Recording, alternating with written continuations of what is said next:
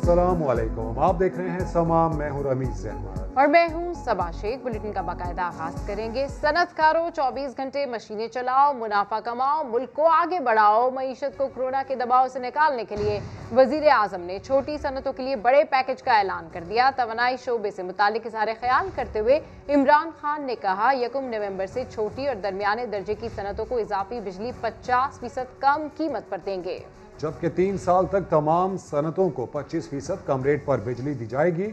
उन्होंने peak hour भी खत्म करने का ऐलान कर दिया।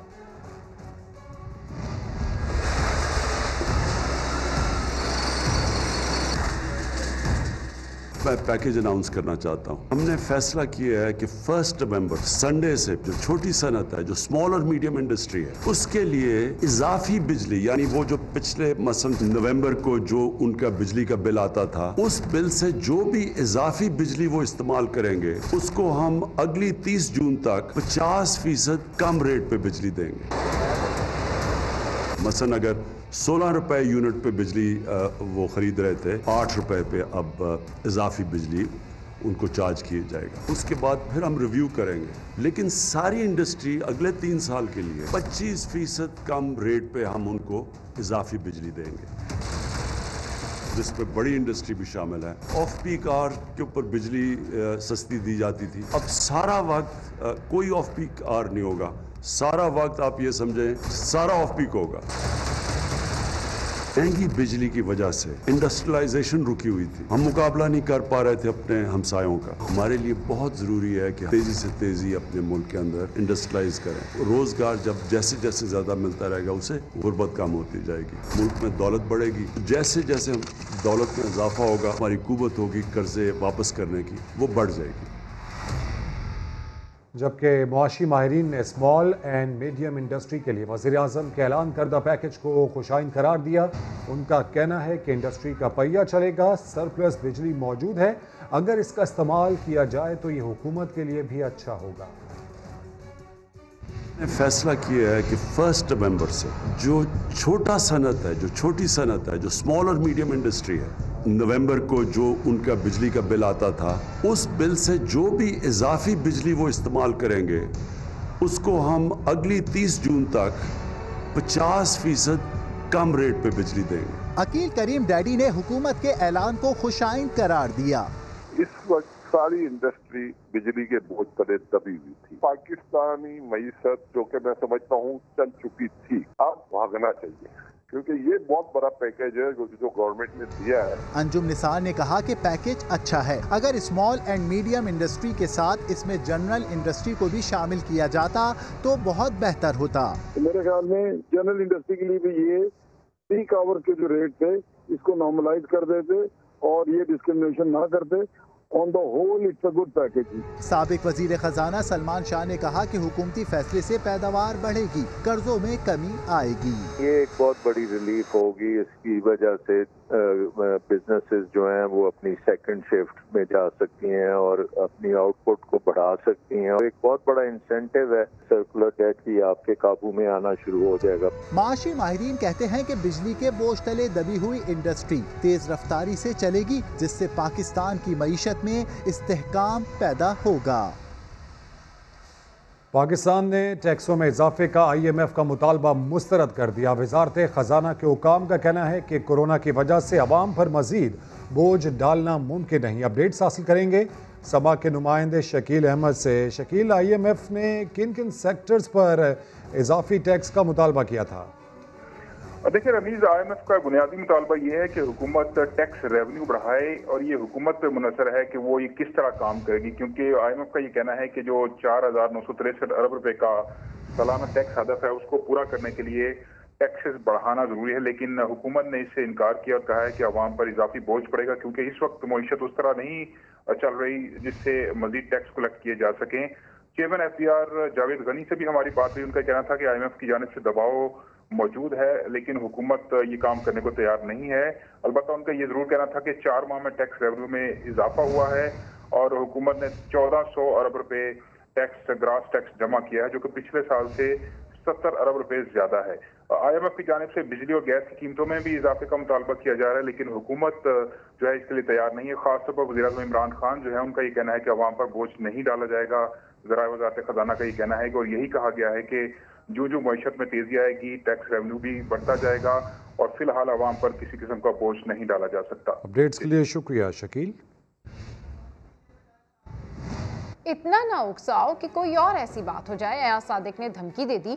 कहा उन्होंने जो इस हुकूमत के खिलाफ बात की वो ठीक कही, इतना ना उकसाया जाए कि फिर से कोई ऐसी बात हो जाए।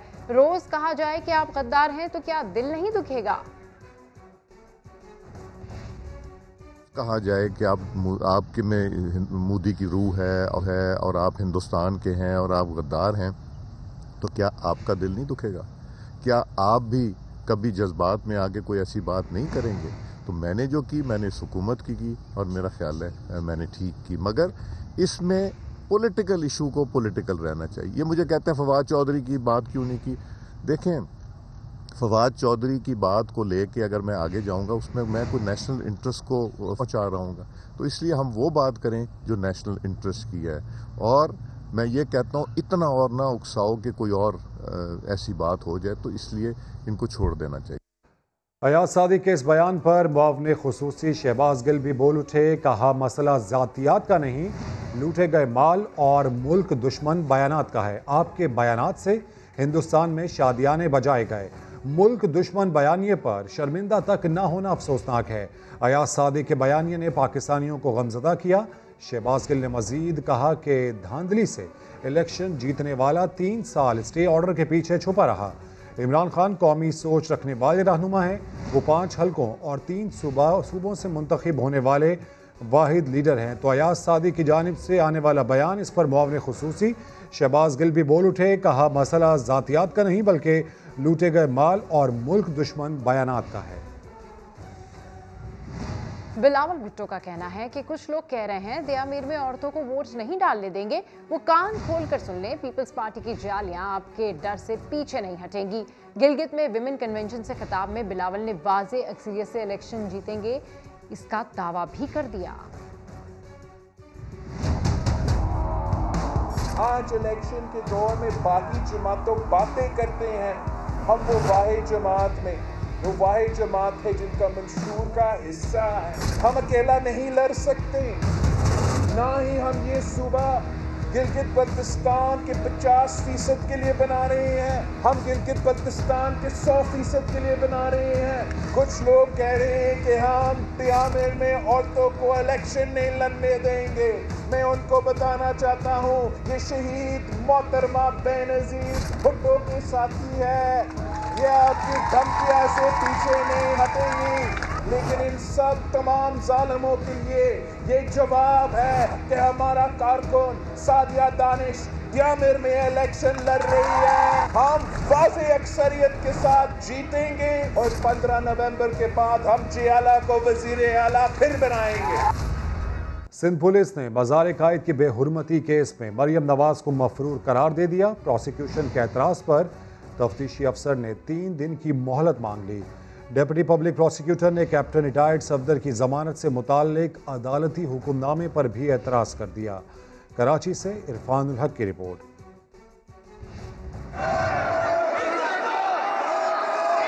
मज़ार कायद पर नारेबाजी और तकद्दुस पामाल करने का मुकदमा, कैप्टन रिटायर्ड सफदर आज भी पेश न हुए। पुलिस ने मुकदमे का अबूरी चालान सिटी कोर्ट में पेश कर दिया। चालान में मरियम नवाज को मफरूर करार देने पर प्रोसिक्यूशन ने एतराज कर दिया। कहा मज़ार बोर्ड के सरबराह का नाम बतौर गवाह शामिल नहीं किया गया। पुलिस ने अपने आला हुक्काम से चालान की मंजूरी भी नहीं ली। प्रोसिक्यूटर ने अदालती हुक्मनामे पर भी एतराज जमा कर दिया। Deputy public prosecutor Mohammad Shoaib का कहना था कि कैप्टन रिटायर्ड सफदर की जमानत की मुखालफत नहीं की। शोर शराबे से मुमकिन तौर पर अदालत बात नहीं सुन सकी। हुक्मनामे में लिखा गया कि हमने मुखालफत की, जो गलत है। हमारी इस दरख्वास्त को मुकदमे का हिस्सा बनाया जाए। इरफान उल हक, समा, कराची। क्या JUIF एक सफ़े पर नहीं? हाफिज हुसैन के बाद पार्टी के जनरल सेक्रेटरी गफूर हैदरी ने भी अयाज सादिक के बयान से इजहार लाताल्लुकी कर दिया। सहाफ़ी के सवाल पर जवाब देने से कतरा गए। कहा अयाज सादिक अपने बयान की खुद वजाहत करें। अयाज सादिक ने जो भी कहा कौमी असम्बली में, आप उसे इत्तफाक करते हैं या उसे खिलाफ करते हैं? मैं तो समझता हूँ कि इससे भी कुछ आगे जाकर हमें इत्तेफाक करना चाहिए। ये ज़रा कम है थोड़ा सा। सुना आपने JUIFA के सरबराह क्या कह रहे हैं? अयाज सादिक के कौमी असम्बली में दिए गए बयान की वाज़ेह हिमायत कर रहे हैं, लेकिन क्या PDM एक सफ़े पर नहीं? इमरान खान याद रखो, सफा पलटते हुए देर नहीं लगती। जी मरियम साहिबा, नून लीग और JUIFA में सफ़ा पलट रहा है। सेनेटर गफूर हैदरी की भी सुनिए, अयाज सादिक के बारे में क्या कह रहे हैं, वजाहत मांग रहे हैं। अयाज सादिक ने जो बयान दिया है वो उसका बयान है, पार्टी पॉलिसी है या ज़ाती बयान है, उसकी वजाहत उसने खुद करनी है, उसने खुद करनी है उसकी। मगर गफूर हैदरी अयाज सादिक के बयान से लाताल्लुक़ी करने वाले JUI के पहले रहनुमा नहीं। पार्टी के मरकजी सेक्रेटरी इत्तलात हाफिज हुसैन अहमद पहले ही न सिर्फ अयाज सादिक के बयान की मजम्मत कर चुके, बल्कि सवाल भी उठा चुके हैं।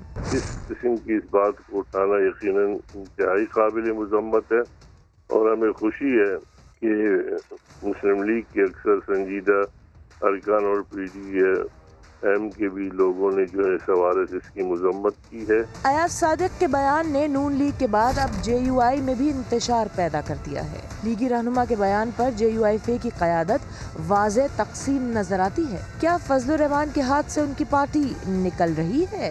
सवाल उठने लगे। दफ्तर खारजा के जरिए नवाज शरीफ को वापस लाने के लिए काम हो रहा है। जब मुनासिब हुआ वज़ीर आज़म खुद बरतानवी वज़ीर आज़म से बात भी करेंगे। वज़ीर इत्तला शिबली फराज कहते हैं नवाज शरीफ पाकिस्तान को बदनाम करके भारत को खुश कर रहे हैं। कोई बाहर रहकर इनकलाबी नहीं बन सकता। नवाज शरीफ दूसरों की सरजमीन को इस्तेमाल ना करें। देखें, ये फॉरेन ऑफिस के थ्रू इस वक्त हो रहा है और प्राइम मिनिस्टर ज़ाती तौर पे भी जब वो मुनासिब समझेंगे अन करीब कि उनसे प्राइम मिनिस्टर से, चूँकि उधर एक कोविड की सिचुएशन है अभी ख़ास तौर पे इन दिनों में, तो इसको हमने अपनी तरफ से जो भी हमारा हो सकता है वो हम करेंगे। लेकिन ये बात मुबर्रा नहीं करती है न पाकिस्तान ये मुस्लिम लीग को और न नवाज शरीफ को कि वो इस चक्कर में रहें कि चूंकि एक्सट्रेडिशन ट्रीटी नहीं है तो वो वहां पे रहें। देखें, बाहर रह के आप इनकलाबी नहीं बन सकते हैं। आप इधर आएंगे, आप इधर अगर जो भी आपने बात करनी है आप यहां से करें। आप अपने दूसरों की जमीन को इस्तेमाल न करें। आप किसी और का एसेट ना बने। राना सनाउल्ला का कहना है कि 13 दिसंबर को मीनार पाकिस्तान पर PTM का तारीख साज और फैसला कुन जलसा होगा। नवाज शरीफ का ऑपरेशन अभी होना है, वो अपना इलाज मुकम्मल करके ही वापस आएंगे। नून लीग पंजाब के सदर ने इल्जाम आयद किया है कि इंसदाद दहशतगर्दी की अदालत ने इमरान खान को जबरदस्ती बरी कर दिया। अयाज सादिक के खिलाफ मुकदमा बना तो हम सब गवाह होंगे। ये जलसा लाहौर की तारीख में बेमिसाल जलसा होगा, एक रेफरेंडम साबित होगा। लाहौर जागता है तो पूरा फिर पंजाब और पाकिस्तान जागता है। इमरान खान साहब जो हैं वो इस्लामाबाद की एक दहशतगर्दी की अदालत से ज़बरदस्ती जो है वो बरी हो गए। प्रोसिक्यूशन ने बयान दिया है वहाँ पे अदालत में जाके कि जी अदालत का कीमती वक्त ज़ाया हो रहा है, इसलिए इमरान खान साहब को बरी कर दें आप। चीफ जस्टिस ऑफ पाकिस्तान इस बात को जो है वो इंश्योर करवाएं। ये इंसाफ का तकाजा है कि ये लोग जिन्होंने फिर मुकदमा बनाया था, जिन्होंने तफ्तीशें की, तो उनके खिलाफ क्या एक्शन हुआ है। मियां नवाज शरीफ साहब एक तो वो अपने इलाज में मसरूफ़ हैं और दूसरा जो है ये हुक्मरान टोला इसका भी वो इलाज कर रहे हैं। दोनों इलाज मुकम्मल होने के बाद वो इंशाअल्लाह ताला फ़ौरन तशरीफ ले आए। अयाज सादिक साहब ने बात की है, उस बात की अगर तजदीद करनी है तो शाह महमूद कुरैशी साहब जो है वो करें। मैं ये वार्न करता हूँ कि अगर इन्होंने अयाज सादिक साहब के खिलाफ मुकदमा कायम किया तो फिर हम बतौर गवाह जो है उसमें पेश होंगे और फिर वहाँ पे जो बातें हुई फिर सारी सामने रखेंगे।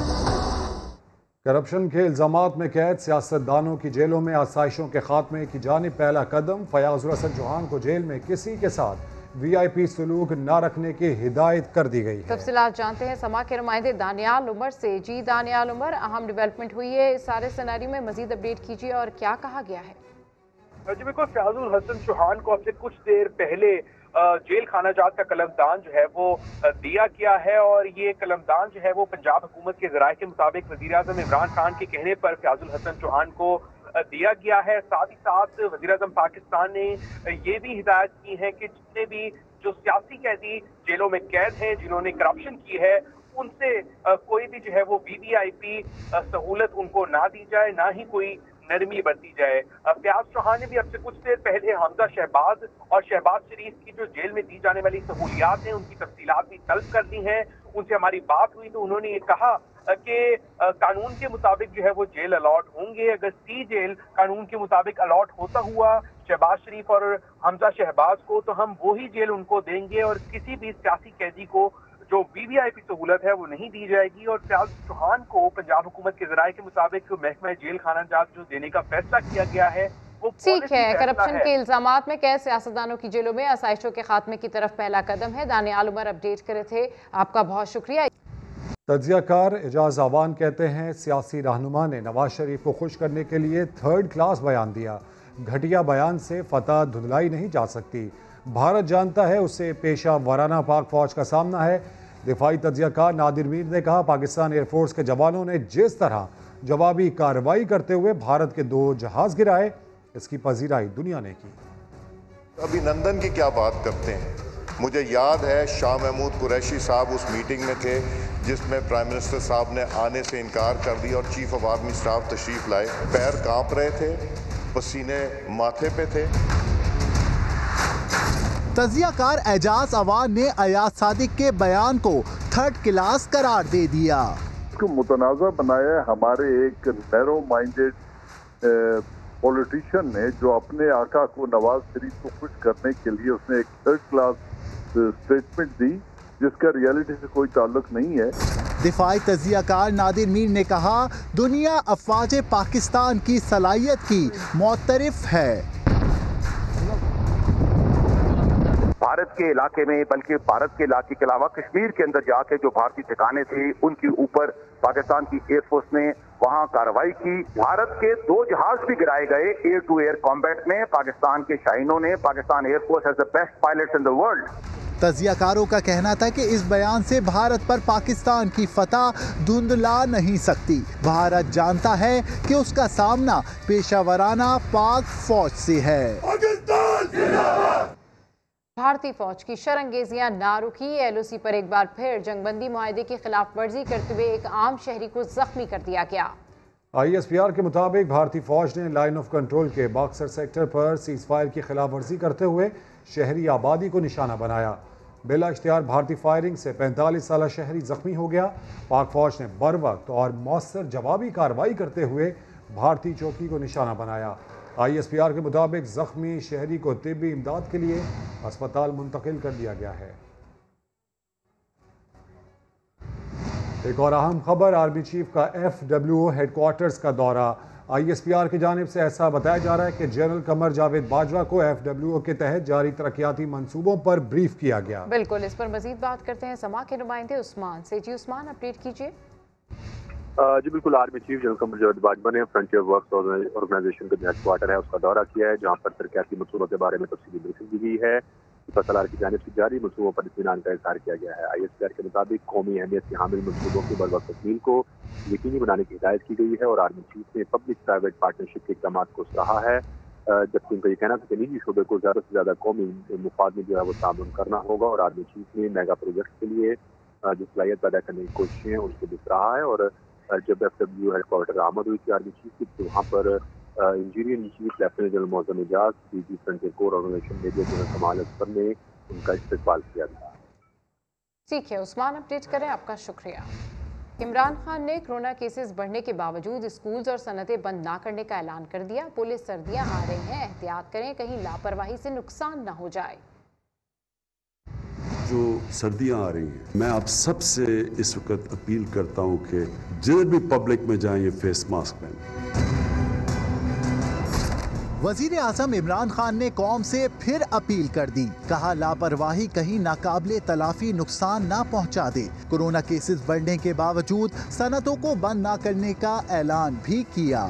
हमने ये फैसला किया कि हमने बिल्कुल अपनी बिजनेसेस, अपनी सनतें हमने बंद नहीं करनी। बिजनेसेस और अपनी सनत चलाएंगे, लेकिन SOPs के साथ। वजीर आजम ने खबरदार किया कि कोरोना की दूसरी लहर आ रही है, अवाम में आगाही उजागर करने की जरूरत है।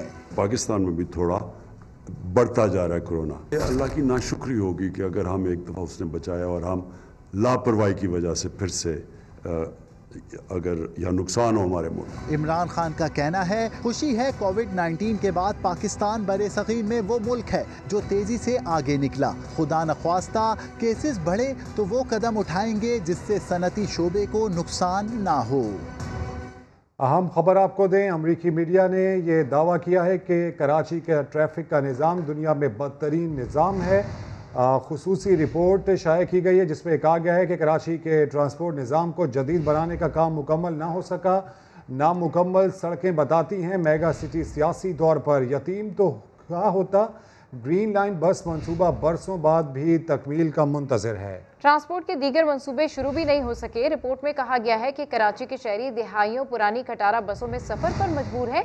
मेगा सिटी की बेशतर सड़कें टूटी फूटी हैं। ब्लूमबर्ग ने लिखा है कि कराची पाकिस्तान का सबसे बड़ा और दुनिया का तीसरा बड़ा शहर है। पाकिस्तान का आधा टैक्स रेवेन्यू इसी शहर से हासिल होता है। आपको बताएं कि अमरीकी मीडिया इदारे ब्लूमबर्ग ने कराची के ट्रैफिक निज़ाम को दुनिया भर में बदतरीन करार दे दिया है। खुसूसी रिपोर्ट में लिखा कि कराची के ट्रांसपोर्ट निज़ाम को जदीद बनाने का काम मुकम्मल न हो सका। नामुकम्मल सड़कें बताती हैं मेगा सिटी सियासी तौर पर यतीम हो तो क्या होता है।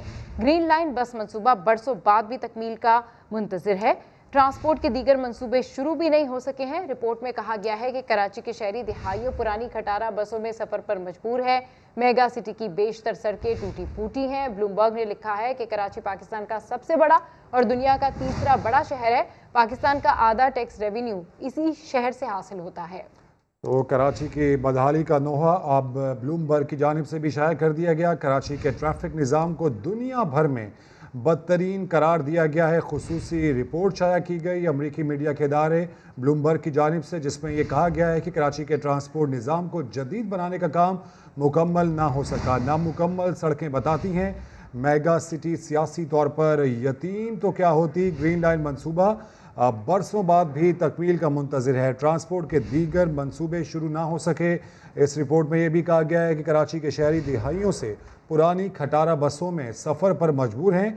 मेगा सिटी की बेशतर सड़कें टूट फूट का शिकार हैं। ब्लूमबर्ग ने लिखा है कि कराची पाकिस्तान का सबसे बड़ा और दुनिया का तीसरा बड़ा शहर है। आधा टैक्स पाकिस्तान का इसी शहर से हासिल किया जाता है और इसकी ट्रैफिक दुनिया की बदतरीन ट्रैफिक का निज़ाम इसको करार दिया गया है। बिल्कुल, कराची शहर की जो सूरत हाल है वो किसी से ढकी छुपी नहीं है। जहां कराची के शहरी इस मामले के लिए आवाज़ उठाते हैं, जहां कराची के शहरियों को तकलीफ है, ट्रैफिक की सूरत हाल देखें या टूटी फूटी सड़कों की बात करें, ओवरऑल इस शहर का निज़ाम जो है वो बिल्कुल बदतरीन निज़ाम में शामिल है।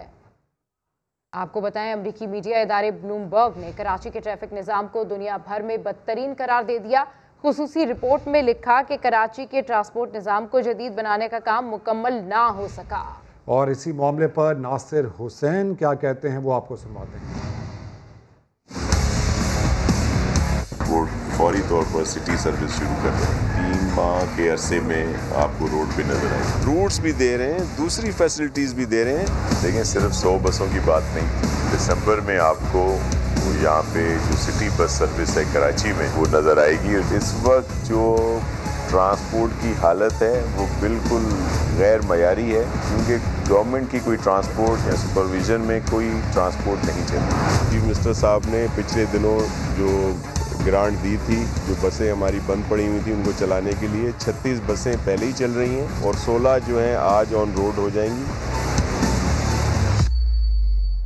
पाक सरजमीन पार्टी के सरबराह मुस्तफ़ा कमाल ने हुकूमत से मुतालबा किया है कि अपोजिशन से बातचीत की जाए। मुल्क आईनी बहरान की तरफ जा रहा है। कराची प्रेस क्लब में गुफ्तगू करते हुए मुस्तफ़ा कमाल का कहना था कि मुल्क ऑटो पर चल रहा है, लगता है सियासी मुहिम जारी है। इस वक्त मुल्क ऑटो पे चल रहा है, कोई इस मुल्क को नहीं चला रहा। ऐसा लगता है कि पाकिस्तान में इलेक्शन कैंपेन चल रही है। हुकूमत बचाने में लगी हुई है। ऑपोजिशन की जमातें हैं, अगर वो इस हुकूमत को सेलेक्टेड नाजायज कहते हैं, नाहल कहते हैं, तो आज अपनी अपनी सीटों से इस्तीफा दें, हुकूमत 1 घंटे में खत्म हो जाएगी। सिंध की हुक्मरान जमात है, क्या मजाक है, नाम है ऑपोजिशन जमातों का इल्हाक और उसमें सरकार चलाने वाले लोग बैठे हुए। ये ड्रामेबाजी बात होनी चाहिए कि हुकूमत में भी है और ऑपोजिशन की तहरीक चला रहे, इनकलाबी बन रहे हैं, और हुकूमत को भी हम ये बताएंगे कि ये बादशाहत नहीं है। जिनको आप ऑपोजिशन कहते हैं उनसे बात करना आईनी तौर पर आप पर फर्ज है। भाई, इस मुल्क को कोई और आईनी बहरान की तरफ नहीं ले जा रहा, इस मुल्क के हुक्मरान इस मुल्क को आईनी बहरान की तरफ ले गए हैं। पीटीआई रहनुमा खुर्रम शेर जमान की पीपल्स पार्टी हुकूमत पर कड़ी तनकीद, कहा सूबे के सरकारी अफसरान प्ली बार्गेन कर रहे हैं। नैब ने करप्शन के अरबों रुपए जेबों से निकाले। बकरियों, मुर्गियों और मछलियों की अफजाइश के मंसूबों पर आवाम को अरबों रुपए का चूना लगाया गया। बिलावल जरदारी जरा बताएं तो सही, इनके मिनिस्टर्स अरबपति किस तरह हो गए हैं? लॉकडाउन के दौरान भी कौम को नहीं छोड़ा। 22 करोड़ रुपए की इन्होंने जो मच्छरदानियां खरीदी थी, 4 अरब रुपए के जो खाली जो दूध के चिलर्स थे, 1 अरब रुपए तो जनाब इन्होंने सिर्फ जो है ना कैपेसिटी बिल्डिंग के ऊपर इन्होंने पैसा खर्च कर दिया। हामिला खातून है, उनकी अच्छी सेहत के लिए उनको मच्छियाँ खिलाई जाएं। 30 करोड़ रुपए इन्होंने जानवरों की वैक्सीन के ऊपर लगा दिए। बोलो जी, मुर्गियों और बकरियों को पालने के लिए जो है ना एक प्रोजेक्ट लेकर आते हैं। 13 अरब रुपए के तो सिर्फ प्रॉपर्टीज हैं जो कि खा पी के डिकार मार चुके थे। वो आपकी वाटर सप्लाई स्कीम सिंध की, जिसमें आसिफ अली जरदारी नामजद है, उस कॉन्ट्रैक्टर को अभी भी कॉन्ट्रैक्ट दिया हुआ है। 480 अफसरान मैंने आपसे बताया कि जिन्होंने प्ली बार्गेन ली है, ये पीडीएम के प्लेटफॉर्म के ऊपर बैठकर पप्पा डैडी मुहिम जो 2 सियासी जमातें चला रही हैं, सबसे पहले अपने गरेबान में झांको। हमारी अफवाज पाकिस्तान के खिलाफ जो नारे जिस तरीके से कल भी एक स्टेज के ऊपर लगे हैं, ये शेर जवान प्रोग्राम के दौरान, हम इसकी सख्त अल्फाज में मजम्मत करते हैं। खातून होने की हैसियत से आप कोशिश ना करें फ़ायदा उठाने की। अमेरिका का अगला सदर कौन होगा? सदर ट्रंप की छुट्टी होगी या फिर इन्हें मजीद 4 साल के लिए इख्तिदार मिलेगा, या फिर जो बाइडन की किस्मत जागेगी? अमेरिकी वोटर्स आज फैसला करेंगे। 9 करोड़ से ज्यादा अफराद पहले ही अपना वोट कास्ट कर चुके हैं। अमेरिका में सदारती इंतखाब के लिए वोटिंग इस वक्त जारी है। वाशिंगटन डीसी में क्या सूरत हाल है, जान लेते हैं समा के नुमाइंदे यासिर फिरोज से। जी यासिर फिरोज, अपडेट कीजिए, क्या सूरत हाल है इस वक्त वहाँ पर? अमेरिका में सदारती इंतखाबात पोलिंग शुरू हो चुकी है। 3 नवंबर की मेन इलेक्शन डे। शुरू में तो हमें देखने को मिला कि कुछ लाइंस थी, लेकिन अब ऐसा लग रहा है कि वोटर्स या तो इंतज़ार कर रहे हैं या तो इस डीसी एरिया के जो वोटर्स हैं वो अर्ली वोटिंग, जो कि तकरीबन 50% वोट लोग दे चुके हैं, वही काफ़ी हैं। यहाँ पर जो आखिरी लम्हे में पोलिंग जो स्टेशन के लोग हैं वो अपने आप को, जो पोल वर्कर्स हैं, अपनी अपनी पार्टी की तरफ तो माइल करने की कोशिश कर रहे हैं। यहाँ पर हम देखने को मिल रहा है कि मुख्तलिफ जो कि कह रहे हैं कि हम नॉन प्रॉफिट ऑर्गेनाइजेशन है या किसी पार्टी से ताल्लुक़ नहीं है। यहाँ पर खाने पीने का भी वोटर्स के इंतजाम किए गए हैं। तो कहते हैं कि वोट दें और बिरयानी लें, तो वो यहाँ भी गलत नहीं है। फ़र्क यह है कि यहाँ किसी पॉलिटिकल पार्टी नहीं बल्कि नॉन प्रॉफिट, ताकि जमहूरियत और वोटिंग प्रोसेस को बेहतर किया जा सके। अहम खबर दें आपको, ज़ोब में पाक अफगान सरहद पर मंजा कई सेक्टर में सरहद पार से दहशतगर्दों ने फायरिंग कर दी। 22 साला नाइक शहीद जबकि 2 जवान ज़ख्मी हो चुके हैं। तो योब में पाक अफगान सरहद पर मंजा कई सेक्टर में सरहद पार से दहशतगर्दों ने फायरिंग कर दी। 22 साला नाइक फ़खर अब्बास शहीद जबकि 2 जवान जख्मी हो गए। बिल्कुल, इस अहम खबर से आपको अपडेट करें। आपको बताएं कि योब में पाक अफगान सरहद पर मंजा कई सेक्टर में सरहद पार से दहशतगर्दों ने फायरिंग कर दी है। 22 साला नाइक फ़खर अब्बास शहीद जबकि 2 जवान जख्मी हो गए हैं। इंतहाई अफसोसनाक खबर है जो आपके साथ शेयर कर रहे हैं। कराची के सरकारी अस्पताल के कोरोना स्टोर से 300 ऑक्सीजन सिलेंडर्स चोरी कर लिए गए। इंतजामिया ने इंकशाफ किया है कि मुलजिमान ट्रक में सिलेंडर्स रख कर ले गए।